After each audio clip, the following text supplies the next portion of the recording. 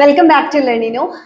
നമ്മുടെ ഒരുപാട് സ്റ്റുഡൻസ് പലപ്പോഴായിട്ട് ചോദിച്ചിട്ടുള്ള ഒരു ക്വസ്റ്റ്യൻ ആണ്, എഞ്ചിനീയറിംഗ് കഴിഞ്ഞിട്ടുള്ള ഗവൺമെന്റ് ജോലിക്കുള്ള സാധ്യതകൾ എന്തൊക്കെയാണ്, ഏതൊക്കെ എക്സാംസ് ആണ് നമ്മൾ അറിഞ്ഞിരിക്കേണ്ടത്, എങ്ങനെയൊക്കെയാണ് അതിന് പ്രിപ്പയർ ചെയ്യേണ്ടത്. അപ്പൊ അതിനുള്ള ഒരു മറുപടി ആയിട്ടാണ് ഞാൻ ഇന്ന് വന്നിരിക്കുന്നത്.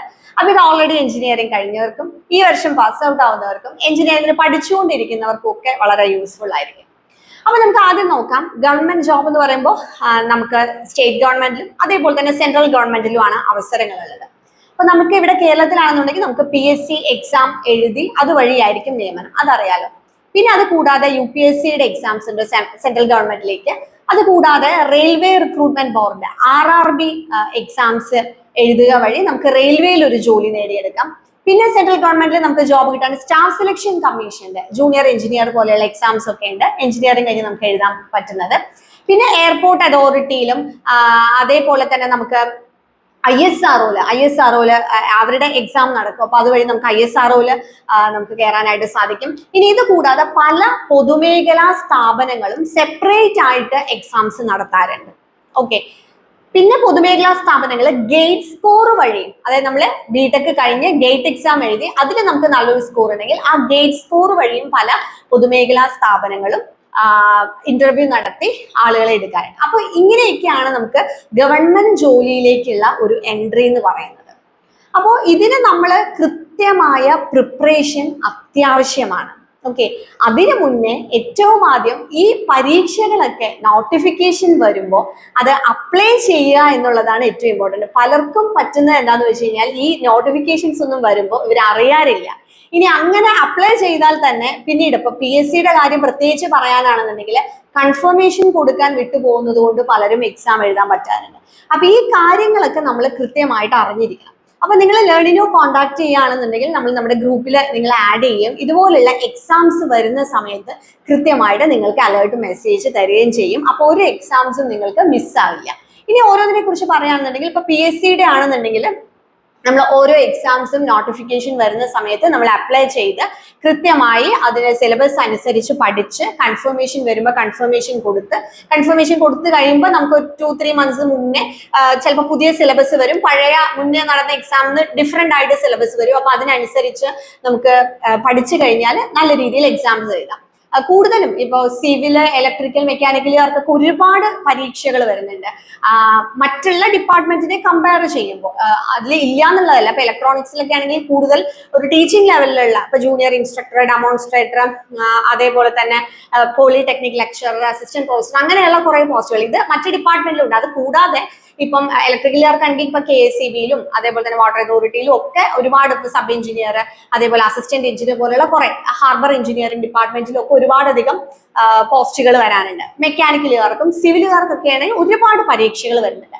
അപ്പൊ ഇത് കൃത്യമായിട്ട് നമ്മൾ PSC ലോഗിൻ ചെയ്ത് നോട്ടിഫിക്കേഷൻ വരുമ്പോൾ അപ്ലൈ ചെയ്യുക, നല്ല രീതിയിൽ പ്രിപ്പയർ ചെയ്യാം. നമ്മൾ വെറുതെ പോയിട്ട് എക്സാം വിളിക്കുമ്പോൾ പോയി എഴുതിയിട്ട് നമുക്ക് കിട്ടില്ല. കാരണം നല്ല രീതിയിലുള്ള കോമ്പറ്റീഷൻ ഇപ്പൊ ഉണ്ട്. അപ്പൊ അതിന് വേണ്ടി നമ്മൾ മെനക്കെട്ടിരുന്ന് പഠിക്കുക തന്നെ വേണം. ഓക്കെ, അതാണ് ഒരു ഓപ്ഷൻ എന്ന് പറയുന്നത്. പിന്നെ ഞാൻ രണ്ടാമത് പറഞ്ഞു RRB, റെയിൽവേയുടെ. അത് നമുക്ക് എല്ലാവർക്കും അറിയാം. കാരണം RRBയുടെ വരുമ്പോൾ നല്ല വേക്കൻസിയോട് കൂടിയായിരിക്കും, തൗസൻഡ്സ് ഓഫ് വേക്കൻസിയോട് കൂടിയായിരിക്കും എപ്പോഴും റെയിൽവേ എക്സാംസ് വരുന്നത്. അപ്പോ നമുക്കിപ്പോ എക്സാംസ് വിളിക്കുന്നുണ്ട്. ഈ പറഞ്ഞ പോലെ നെക്സ്റ്റ് മന്തിൽ നമ്മൾ RRBയുടെ JEEയുടെ നോട്ടിഫിക്കേഷൻ വെയിറ്റ് ചെയ്തുകൊണ്ടിരിക്കുകയാണ്. അപ്പൊ അതില് ഈ പറഞ്ഞ പോലെ നമുക്ക് എലിജിബിൾ ആണെന്നുണ്ടെങ്കിൽ അപ്ലൈ ചെയ്യാം. ഇനി എല്ലാ വർഷവും ഈ പറഞ്ഞ പോലെ RRBയുടെ പരീക്ഷകൾ വരുന്നു എന്നുള്ള രീതിയിലൊക്കെ നമ്മൾ അറിയുന്നുണ്ട്. അപ്പൊ അതിന്റെ കൺഫർമേഷൻ തന്നെ. അപ്പൊ അങ്ങനെയാണെങ്കിൽ അത് നല്ലൊരു അവസരമാണ്. നല്ല രീതിയിൽ നമ്മൾ പ്രിപ്പയർ ചെയ്ത് കഴിഞ്ഞാൽ റെയിൽവേയിൽ ഒരു ജോലി നമുക്ക് നേടിയെടുക്കാൻ സാധിക്കും RRB എക്സാംസ് വഴി. അതുകൂടാതെ സ്റ്റാഫ് സെലക്ഷൻ കമ്മീഷന്റെ SSCയുടെ സൈറ്റിൽ പോയിട്ട് നിങ്ങൾ രജിസ്റ്റർ ചെയ്ത് ലോഗിൻ ചെയ്യുകയാണെന്നുണ്ടെങ്കിൽ SSCയുടെ ഈ പറഞ്ഞ പോലെ JEE ജൂനിയർ എഞ്ചിനീയർ എക്സാം ഒക്കെ നമുക്ക് ഈ പറഞ്ഞ പോലെ എഞ്ചിനീയറിംഗ് കഴിഞ്ഞ് എഴുതാൻ പറ്റുന്ന ഒരു എക്സാം ആണ്. അതുകൂടാതെ ഞാൻ പറഞ്ഞത് എയർപോർട്ട് അതോറിറ്റി ഓഫ് ഇന്ത്യ, അതേപോലെ തന്നെ ISROയില് ഈ പറഞ്ഞ പോലെ പല പോസ്റ്റുകളിലേക്കും വിളിക്കാറുണ്ട്. എഞ്ചിനീയറിംഗ് കഴിഞ്ഞവർക്കും അതേപോലെ ഡിപ്ലോമ കഴിഞ്ഞവർക്കൊക്കെ ഒരുപാട് അവസരങ്ങൾ ISRO. അപ്പൊ ISRO പ്രത്യേകമായിട്ടാണ് പരീക്ഷ നടത്തുന്നത്. അപ്പൊ ആ എക്സാംസ് വഴി നമുക്ക് അതിലൊക്കെ കയറാനായിട്ട് സാധിക്കും. പിന്നെയുള്ള ഒരു ഓപ്ഷൻ എന്ന് പറയുന്നത് ഗേറ്റ് എക്സാം നിങ്ങൾ എഴുതി കഴിഞ്ഞാൽ അത് ഈ പറഞ്ഞ പോലെ MTech ചെയ്യാൻ വേണ്ടി മാത്രമല്ല, പല പൊതുമേഖലാ സ്ഥാപനങ്ങളും ഗേറ്റ് സ്കോർ വഴി റിക്രൂട്ട് ചെയ്യുന്നുണ്ട്.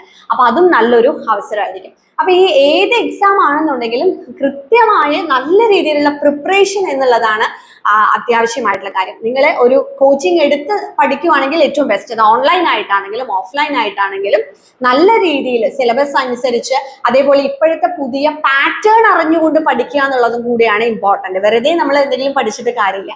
ഏത് രീതിയിലാണ് ഓരോ പരീക്ഷയ്ക്കും ചോദ്യങ്ങൾ വരുന്നത് എന്നുള്ളത് മനസ്സിലാക്കി പഠിച്ച് മോക്ക് ടെസ്റ്റുകളൊക്കെ അറ്റംപ്റ്റ് ചെയ്ത് പഠിച്ചു കഴിഞ്ഞാൽ നമുക്ക് നല്ല രീതിയിൽ നമ്മൾ ആഗ്രഹിക്കുന്ന രീതിയിൽ ഒരു ഗവൺമെന്റ് ജോലി നേടിയെടുക്കാൻ പറ്റും.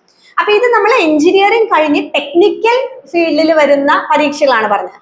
ഇത് കൂടാതെ നമ്മൾ ഇപ്പോൾ ഡിഗ്രി ക്വാളിഫിക്കേഷൻ വരുന്നതിൽ നമുക്ക് വേണമെങ്കിൽ അപ്ലൈ ചെയ്യാൻ പറ്റുന്ന, ഇപ്പൊ PSC ആണെങ്കിലും ഒരുപാട് പോസ്റ്റുകൾ ഉണ്ട്.